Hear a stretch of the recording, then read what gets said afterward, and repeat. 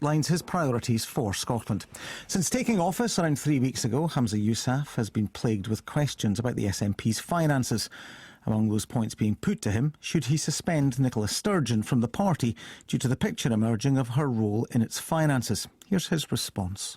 The only people that I've seen mentioned the possibility of Nicola Sturgeon resigning are our political opponents. They are hardly dispassionate, objective observers of what happens in the SNP. In fact, given Nicola Sturgeon has beat our opponents in election after election, hardly surprised that they want to get rid of her from the political scene altogether. But no, we simply can be very clear and unequivocal. There's no reason for Nicola to be resigning or to be suspended from the party whatsoever.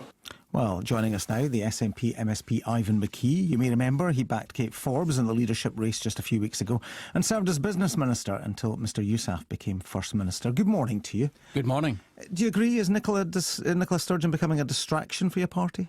Well, I agree with the First Minister. Nicola shouldn't be suspended from the party at this point in time. It's important that there is due process and natural justice, and that people are given that due consideration. So I think it's important that that is understood. To be honest, that's not always been the situation in the party in the past, and people, I think, in the past have been suspended far too quickly without any consideration. But I think, as some might see that as double standards then, given the situation now. In what sense? Well, in the sense that this is not happening now. The point I'm making is I'm saying that in the past that should have been the situation. Unfortunately, wasn't.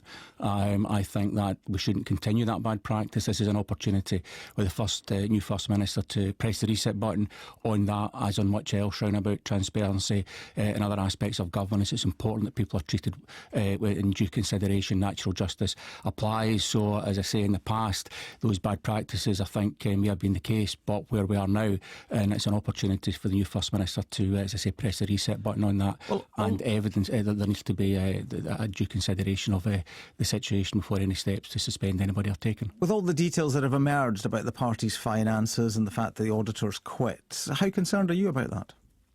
Well, so let's see what transpires. There's clearly some very, very concerning news coming out. The issue around transparency in governance is hugely important. The First Minister has asked a subcommittee of the NEC and others to look at that. We have the Keith Brown recommendations that have been in play or were generated, I think, a couple of years ago now.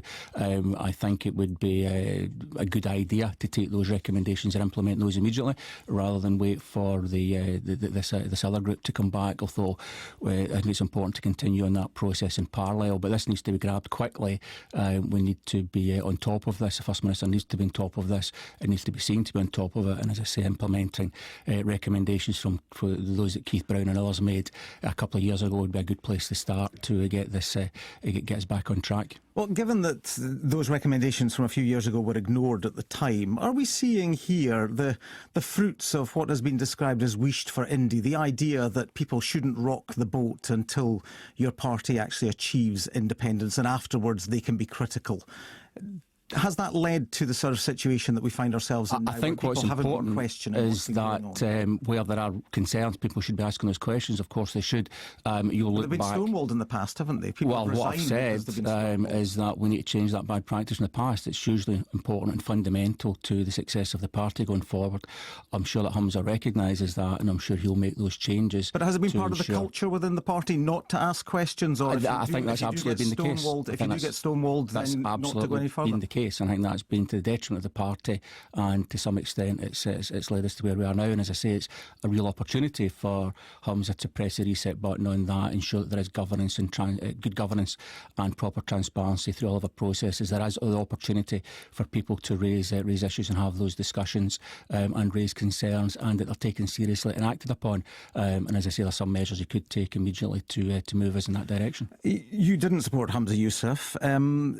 Some have suggested that had all of this come out before the election, people might have voted differently. How do you feel about that? It's counterfactuals are very difficult to analyse. I think that may well have been the case, or there may have been other factors that were at play, but I think we are where we are. Humza has been elected as First Minister, and it's his job to sort out the situation that we're in at the moment. And just on the party's finances, I mean, Ian Blackford was on the programme yesterday. He gave various assurances about auditors and filing accounts on time, etc. You've got a business background. We know that the party seems to be struggling at the moment to find auditors. Can they be found quickly? Is this a process that will take time? And is this a process that may actually cause problems for the party in terms of meeting deadlines? Well, I think we're a slightly different world to when I was in business. And to be honest, I've not had this situation where, through the many businesses I've run, where we've had to find an auditor at short notice.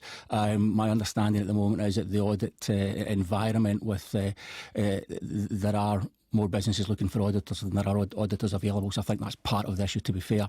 But it's clearly very important that the party moves very quickly to get this issue resolved, particularly since it now transpires that this issue has been around for some months. Well, and also Hamza Youssef talked about the potential appointment of forensic accountants.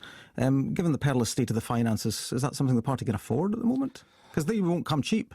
Well, again, it depends on who you bring in and what you ask them to do, but I'm sure that there would be scope to bring in someone external that understood their way around the accounts, which, to be fair, they're not going to be tremendously complicated accounts in the big scheme of things. It's just one medium-sized or smallish business in business terms. So I think that it would be well worth it engaging with someone to come in and at least have a look independently and understand cast their eye over the situation. I think that would be very welcome as part of this measures that need to be taken to ensure good governance and transparency.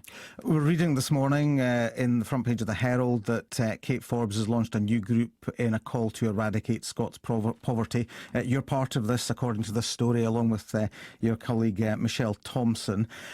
Are we seeing a change of tack here on the part of backbench MSPs, perhaps more readiness to question the government, to push the government, to hold the government to account? I think it's really important that for democracy, the way the Parliament is set up through the committee structure, and I'm off to a committee meeting later this morning, through questions on the floor of the chamber and debates and elsewhere, that backbenchers of whatever party are empowered to ask questions. And has that failed to happen up until now? I think it's important that we continue to make sure that does happen, because it's an important part of democracy. And certainly, speaking for myself, working with Michelle and Kate, we've put together a paper on how we see the wellbeing economy and how we think the government should be taking that agenda forward to contribute to the debate, as the First Minister welcomed his comments on this last week. And we'll be continuing to produce more such papers and thought pieces on how we see various aspects of policy and the best way for the government to move forward on. And in terms of paying for more help to eradicate poverty, would you like to see middle and higher earners in Scotland paying more tax? Well, I think it's important to look at all of this in the round, and the main thrust of what we've said is that the wellbeing economy needs to be defined properly and be more than just a soundbite. It needs to have real substance and be able to measure it properly. We need to understand what it needs to deliver and be able to track progress against that.